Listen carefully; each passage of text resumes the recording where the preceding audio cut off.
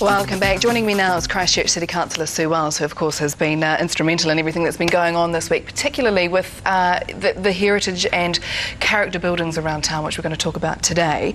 So what is the council's stance? Where are we at with that? Thanks, Megan. I'd just like to take full responsibility for the successful recovery and not the earthquake. The council has a very clear position on demolition of buildings, whether they're character or heritage or just buildings, and that is you cannot demolish a building without the council's permission. It is an absolute no-no. If your building needs to be demolished, you need permission. If you demolish it without permission, you won't be insured and you also run the risk of prosecution. Please don't do that. You must contact the council. So do you think people will be doing that, demolishing just off their own back? I think there are people who genuinely believe that if their building is, you know, buildings can't fall down and hurt people. That's never acceptable. But you still need permission from the council to demolish for things like basic stuff like turning off the power, making sure the water is disconnected, and that's whether it's your garden, you know, your family home or whatever. To do a demolition, there is a process for health and safety reasons you must always go through. Okay. With character and heritage buildings, I mean, we know what heritage buildings are. They're listed in the city plan, or Historic Places Trust might have them.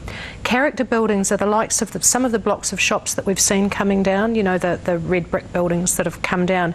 They may not always be listed in the city plan, and so ordinarily they don't have protection. The council wants a really clear message to go out to the owner of those buildings, the owners of those buildings, that we want you to take a big deep breath before you start thinking about demolition if they've been damaged by earthquake.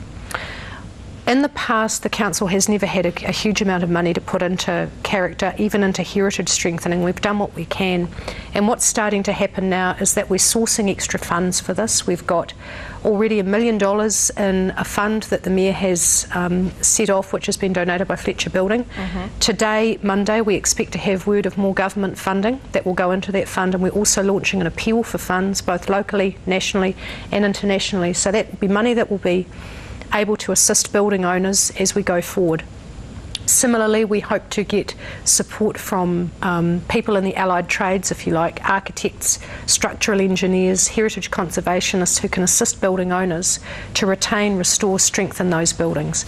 Now, a key message from the council for today: there is a meeting tonight, Monday night, at 7 o'clock at the James Hay at the Town Hall. Regrettably, it's not a public meeting, we simply don't have room. It is a meeting for owners of heritage or character buildings, for their professionals, that would be the, as I say, architects, structural engineers, that kind of people. Anyone who has a real and pressing interest in those buildings. They might be damaged by the earthquake, they might not be damaged by the earthquake. We would like to be able to explain the process that we're going through with the Building Recovery Office, to talk about extra funding that may be coming on stream, to really urge people not to think of demolition as a first step or even a second step, but to work with us to see how we can strengthen, restore, conserve, protect as many of the relevant heritage and character buildings that we can. So that's 7 o'clock tonight at the James Hay. Now, and they need to be an owner of that building? Owner, or, you know, we're not going to turn people away if they have a reason for being there. Similarly, we're not going to turn representatives of heritage-based groups away. What we're saying is it's simply a space constraint. So if you have a really, you know, a burning desire to be there, that's great.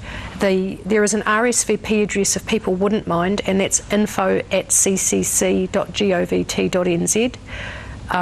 We're aiming to, what we're trying to do is deliver targeted information that's going to be really of use to people likely to need to engage with the council in the next few days, who are going to want to walk into the Building Recovery Office with structural assessments from the engineers, with plans for the work going forward. It will be aimed at that.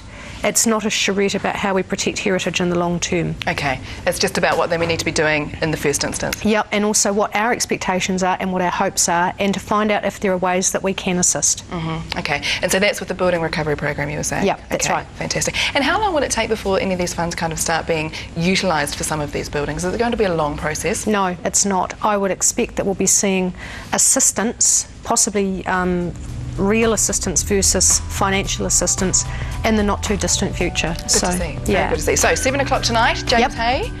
And the address again, info@ccc.govt.nz. Thanks, Megan. If they'd like to RSVP. Excellent. Fantastic. There you go there. Any more further details, the number is 039418 999 and those websites and email addresses are there for you as well. Thank you very much, Sue.